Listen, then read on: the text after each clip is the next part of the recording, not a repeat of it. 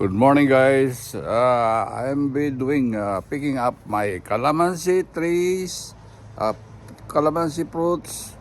I have it in the backyard, and I have this is already a lot, plenty of calamansi for use, for drinking, for sausawan, and also, guys, I have avocado. I have plant avocado and it's already bearing fruits, and we have a lot. And this is I planted it and I bought it in the Seafood City. And you see, we have already fruits, bearing fruits. You see, I hope it will grow big and ready for pick up. And also, this is my calamansi tree. I planted it, I think it's 10 years ago, and now it's bearing fruits all season, continuously bearing fruits. See, there's a lot of fruits right now, so I'm picking it up. And also I have my malunggay. See, in my backyard also we have a malunggay. I cut already, and this is ready for the tinolang manok, or for the big beans, or what you call this, mungo with malunggay, with mixing with pair of what you call this, dilis, anchovies, dilis, bulad na dilis galing Pilipinas. So I have to prepare this to be cooked and served. So this is what I did. So this morning, so I have to pick it up because it's already ripe already. So I have to pick it up one by one, so I could use it. So I cannot buy it anymore in Seafood City. It's very expensive, guys. So we already ROI on this investment. I bought this calamansi with my wife Bonnie in Tamboli. It cost us $70, and now it's not stopping bearing fruits all months, all year round. We are already getting more benefits on this. So I have it also here, apple oranges, and I think it's already gone. The fruits are gone already, and we have still one over there. They still have fruits. This is California oranges. It's very sweet. Very sweet. And this is the backyard. They've got the what do you call this, gazebo. Oh, no, this is not gazebo. This is the what do you call this, I forgot the play. This is yeah, I think this is for the, we have a dinner, lunch, barbecue, because we have a griller on the backyard. So this summer we will have to do grilling. We have to grill, ihaw kasi maganda ang panahon. It's white, and over our backyard is over the fence is that's the private what do you call this, storage. That's the backup for storage. This is how I got this morning.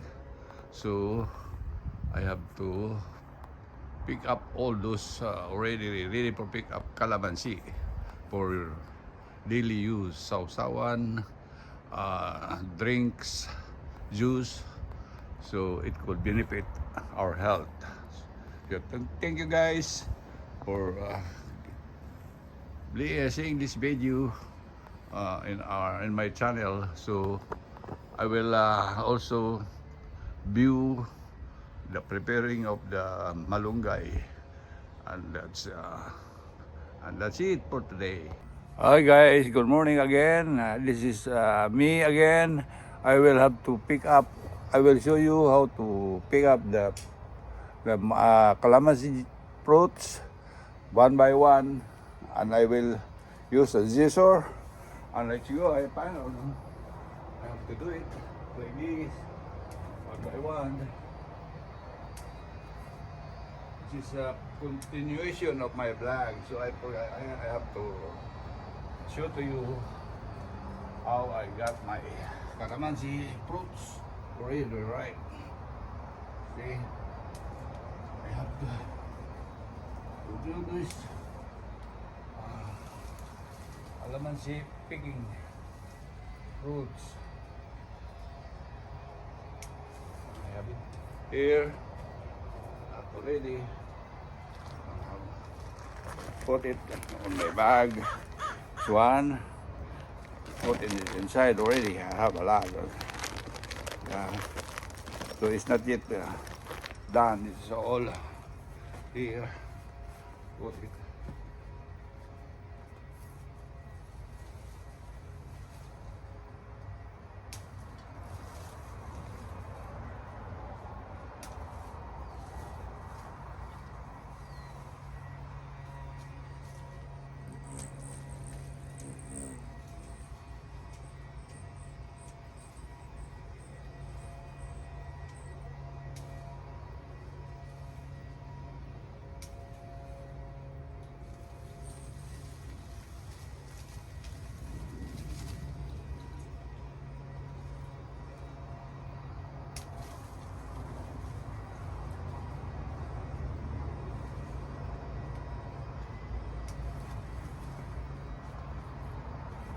See? Look at that.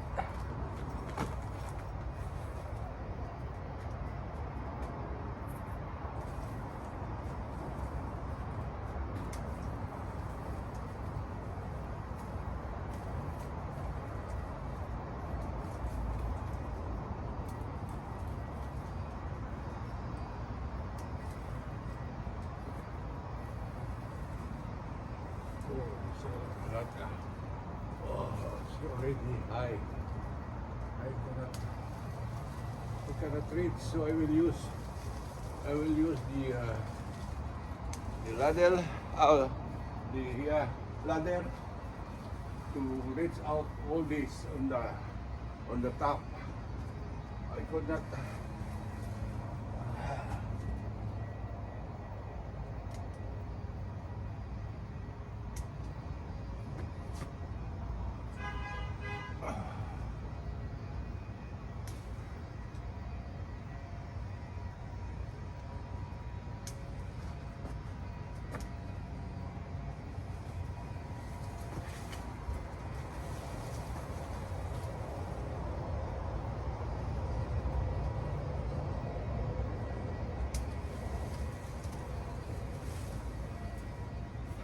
See, this is fresh from the tree.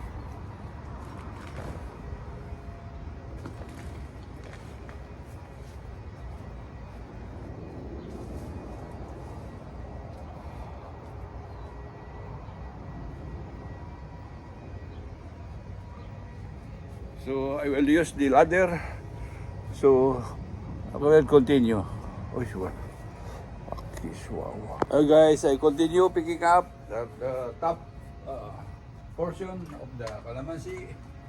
So I could get the one that's on the top. See, I have to clean this one also.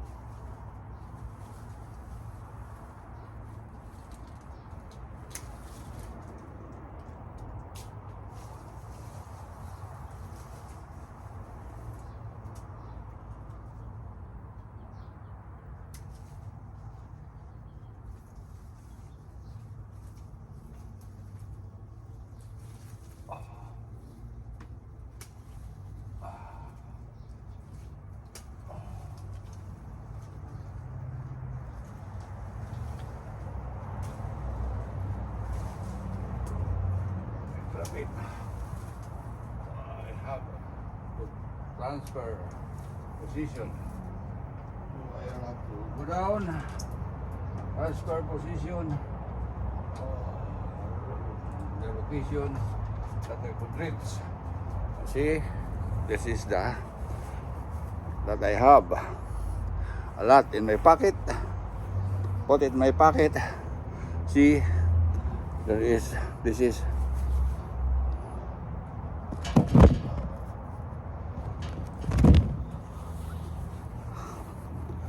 a lot on my pocket. I put it because I don't have any. Yeah, I have my bag here at the back of the camera, which I used to, yeah, and I have to continue. I will transfer on this side because there is a lot on the top, and I have to also take out those dead leaves.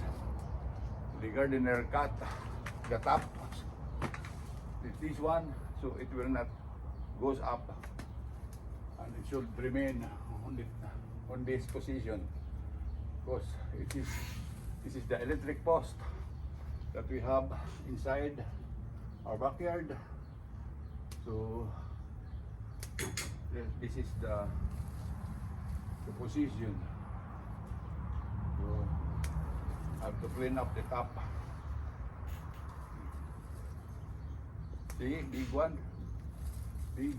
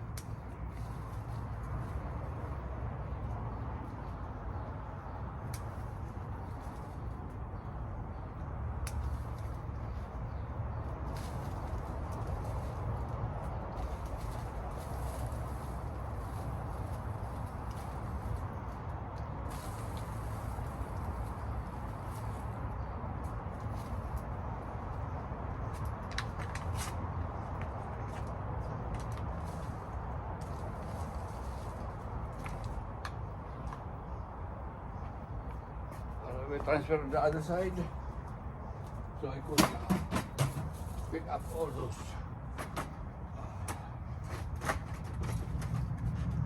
Hello, I'm here on the other side. There's a lot that I could not reach if not using my ladder, so I have it here.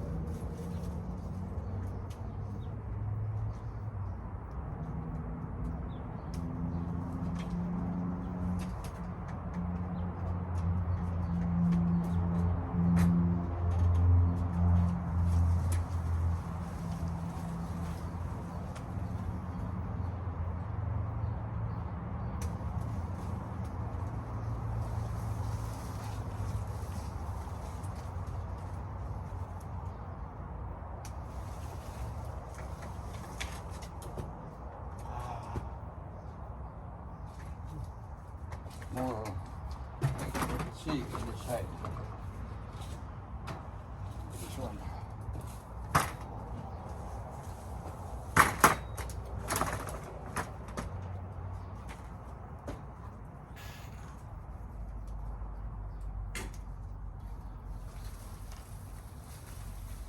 This a lot. See? This a lot. Big one.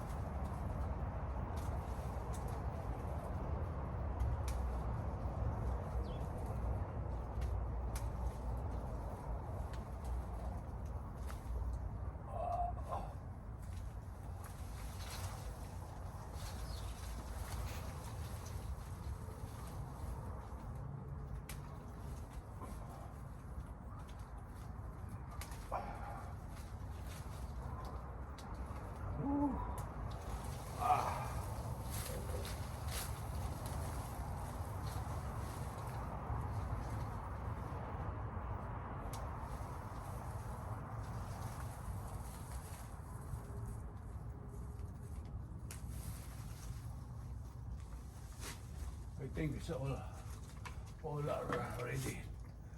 I'm taking out. Oh.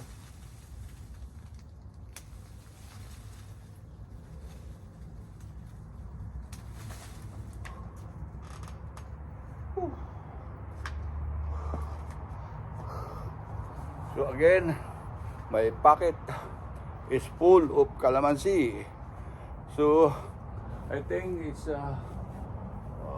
still have a few, and this is also they are start bearing flowers. Start another set of new calamansi. So this is only calamansi. So I have done already. So all of my packet is here, and I will show you how much or how many did I get from this our calamansi fruits. This is beneficial. We not buy anymore. Thank you. This is, guys, all of the calamansi fruits that I pick. You can see it. Oh, so fresh. Oh, it's a big one. And this one, I think it worth $30 to $40 because in Cebu City, it cost 1 pound for $6 to $7, and also with the malunggay, kamunggay. That's what I also pick. All those are the only 2 branches, and this one also will cost very expensive in Seafood City. So we better plant if we have time, so we could get the return of investment, which is only how much I spent on this when I bought this. So all year round, the calamansi all year around, we pick it up, and now it is still blooming the flowers for the next group of calamansi, maybe 1 or 2 months again, and it stop bearing fruits, and also with the kamunggay, malunggay. So it give us also more vegetables. And this is much with the mongo and with the anchovies or the dilis. Oh, we have a lot of dilis from the Philippines, which brought by my nephew, Captain Galio, and we have it, and I have to cook it, and I will show you how to cook this malunggay with munggo and matching dilis, fried dilis.